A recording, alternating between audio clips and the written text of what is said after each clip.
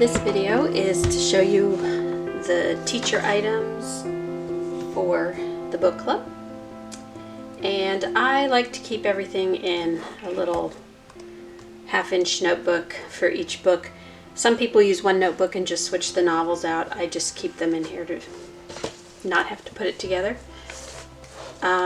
Inside I keep the book and all the items that we'll need. So as you can see, I have one of these for each one. We'll take a look at Frindle, which is one of the two choices for a first book that I have. So I have the book inside, and I have a copy of the tabs that will go into the notebook. That doesn't need to be there, I just have it there ready to go for next fall.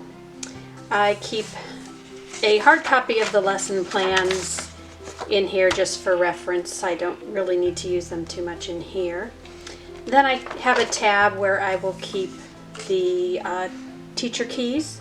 So in Frindle we only do a couple of the jobs because we do this in working in Frindle as your first book. You do the entire book together with the class, and then I keep a blank copy of what their students have. Another teacher copy for hints to give to students, and what their jobs are. Now for Frindle, because we're all doing it the same, everybody is an A, but you would have your A, B, C, and D sheets in here if you were doing any other novel. And I'll explain more about that when we go over the book club groupings. Then on the next tab I'll have a copy of the test in there, just always reference and look back at. Then you'll have your teacher, the attendance sheet. So instead of saying name here, I'll type in the names of, or write in, depending on whether you're using it in paper or online. This one I typically use on paper. I type it in and then print it with the names.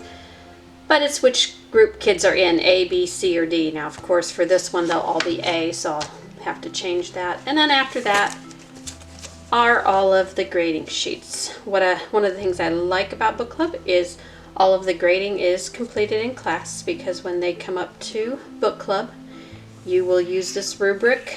You have a page in here for each kid. Now this is my Frindle from last year, and as you can see, it's check marks, because as long as they completed it and made the corrections, then they get full credit. And then some didn't do that, so they lost credit. Now on most stories, those will have actual grades in there. So you have each one of those daily work grades that you've taken throughout the book. I probably have an example of those still in here. Yes, so I have my attendance sheet where you can see I've typed in the names and marked when they've come to class. And then here are some grade sheets that show the scores that they get for each one. You have your numbers that help you score the 4 areas that you're scoring for each book club job. And this is where you'll keep track of all that. And then you have these grades, and this is one total grade for all of the literature questions that you can use for your daily work grades. And that's how I keep everything in the notebook together. The other thing I will show you is I do tend to mark up my book, especially for the areas we're using with different items. I use pink for any figurative language or imagery that I want to point out. Anything that shows character traits, feelings is green, or blue actually, it looks green now. Foreshadowing is in purple, vivid vocab is yellow, and of course you could use anything, and then orange for my quotes and connections. And I highlight those in the books as I'm reading them the first time. That's where I give you some of the hint pages from. It's because I've marked them as I've gone through the books. It's not an exhaustive list at all, and I add to it as I go.